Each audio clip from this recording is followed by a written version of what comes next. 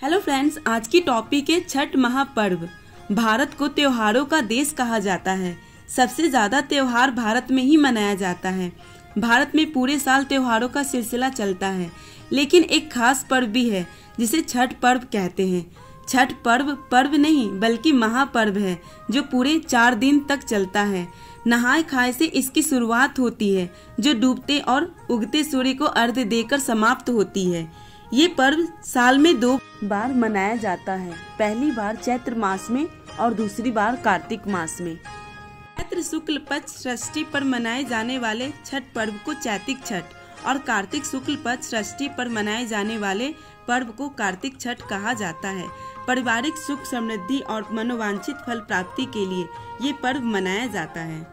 Friends, आज मैं आपको बताऊंगी छठ पर्व से जुड़ी कुछ महत्वपूर्ण बातें। छठ पर्व की शुरुआत कैसे हुई, कैसे मनाया जाता है ये महापर्व, कौन है छठी मैया। वीडियो को स्टार्ट करते हैं। वीडियो को लास्ट तक जरूर देखिएगा। इसमें आज मैं बहुत सारी जानकारी देने वाली हूँ इस पर्व को लेकर।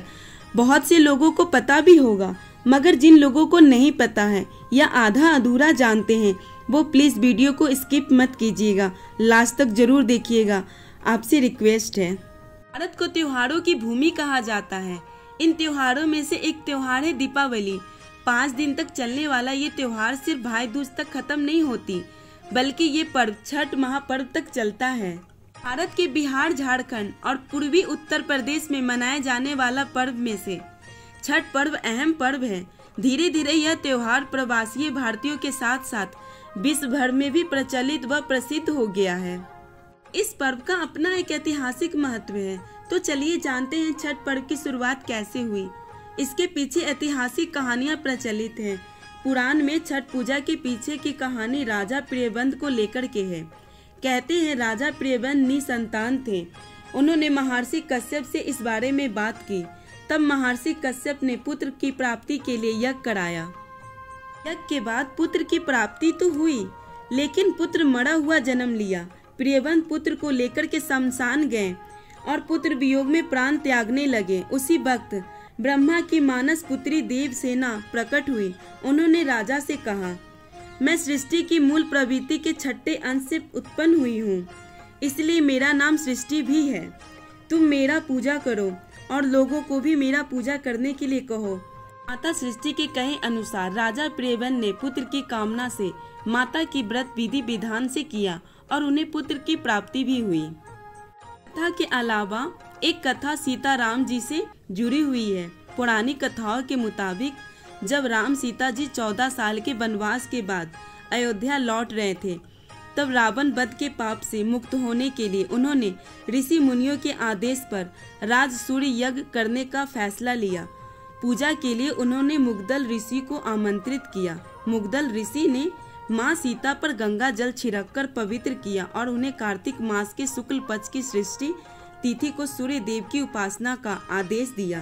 सीता माँ ने मुग्दल ऋषियों के आश्रम में रहकर 6 दिनों तक सूर्य देव भगवान की पूजा की थी।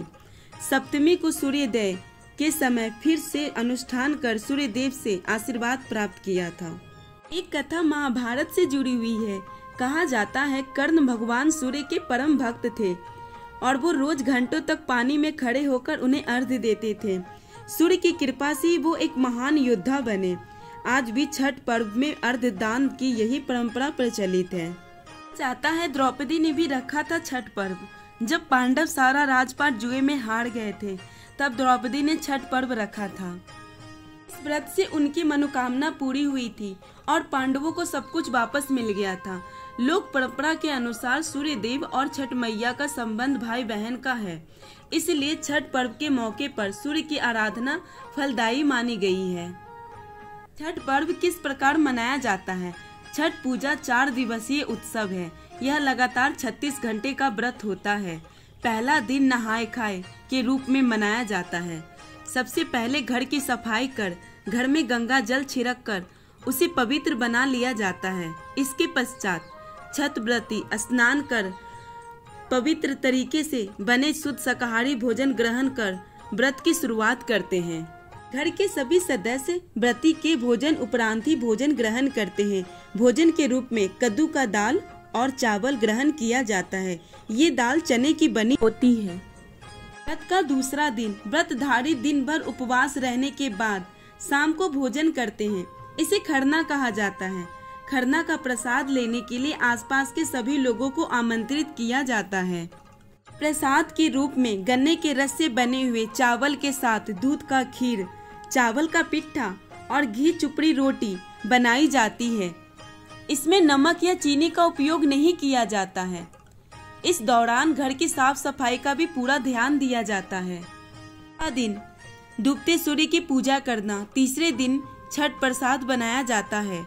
जिस तरह से सैकड़ों साल पहले यह पर्व मनाया जाता था, वही तरीका आज भी है। इस पर्व के लिए जो प्रसाद होता है वो घर में तैयार किया जाता है। ठेकुआ और कसार के अलावा और भी जो पकवान बनता है वो खुद व्रत करने वाले या उनके परिजन पूरी सफाई का ख्याल रख के घर में ही बनाते हैं। ठेकुआ गुड़ और आटे से तैयार किया जाता है, वहीं कसार चावल के आटे से और गुड़ से तैयार होता है। इसके अलावा इस पूजा में फलों और सब्जियों का भी खास महत्व है। छठ पर्व के लिए इस्तेमाल होने वाले बर्तन या तो पास के बने होते हैं या तो मिट्टी के। शाम को पूरी तैयारी कर और व्यवस्था करके पास के टोकरी में अर्घ का सूप सजाया जाता है और व्रती के साथ परिवार तथा पड़ोस के सारे लोग अर्घ देने घाट जाते हैं।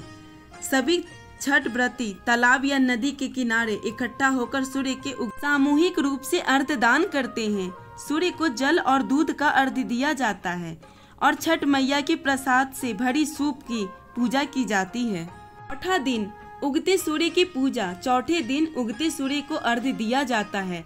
फिर से वही इकट्ठा होते हैं जहां उन्होंने शाम को डूबते सूर्य को अर्घ्य दिया था। फिर से वही तरीके से पूजा की जाती है। अंत में कच्चे दूध से बना शरबत को पीते हैं और थोड़ा प्रसाद खाकर व्रत को पूरा करते हैं। बहुत बहुत धन्यवाद मेरी वीडियो देखने के लिए। अगर आपको मेरी वीडियो अच्छी लगी है तो लाइक कीजिए, शेयर कीजिए, सब्सक्राइब कीजिए। और अगर आप चाहते हैं कि आपके बताए गए टॉपिक पर वीडियो बना के लाऊं तो प्लीज़ मुझे कमेंट करके ज़रूर बताइए। मैं आपके बताए गए टॉपिक पर वीडियो बनाऊंगी। बहुत बहुत धन्यवाद। राधे राधे।